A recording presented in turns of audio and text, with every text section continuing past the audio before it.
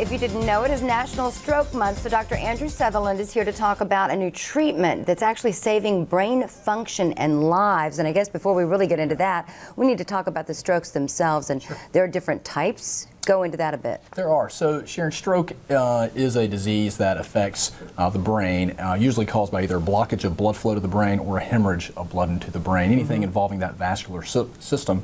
And then that brain becomes injured, and it usually affects disability in the person that suffers from it, and is the leading cause of long-term disability in adult patients in the world. And so therefore it's a devastating illness, and we're working every day to try to find new and better treatments. We always hear how it's best to get someone there as quickly as possible to the hospital if you think they're having one. So what are the symptoms of a stroke? That's exactly right. Time is brain. That's our treatment motto. The sooner that we can get to a patient and that we can establish their diagnosis and define their treatment, the more likely it is that we can improve the chances of them not being disabled for the rest of their lives. The common signs and symptoms of stroke are anything causing sudden onset of neurological dysfunction, commonly associated with speech disturbance or weakness of part of the face, weakness of one arm or one leg on one side of the body, any sudden double vision or difficulty walking or with your coordination.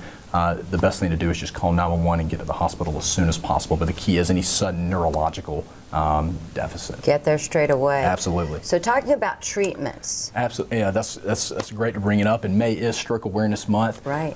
For many, many years, our main treatment for particularly acute ischemic stroke, which again is caused by blockage of blood flow in the brain, has been a drug called IVTPA, which is a clot-busting medicine that we give as soon as possible.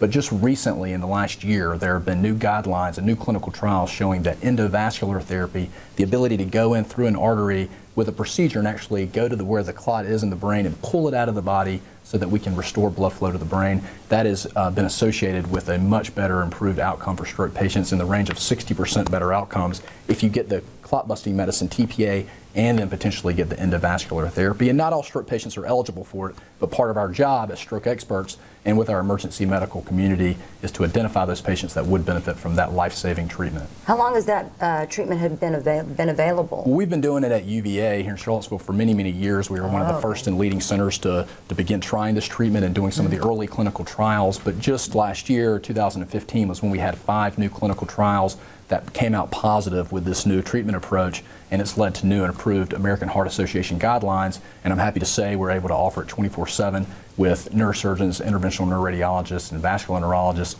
who have that expertise for our patients here in the community. Certainly great news. And again, time is brain, is that what you said? Time is brain. Any sudden neurological symptom, call 911, come in, let us have the opportunity to diagnose you, and particularly if it's a stroke, hopefully to save your life or prevent that long-term disability. All right, Dr. Sutherland, thank you so much for your time today. Appreciate Sharon, it. thank you.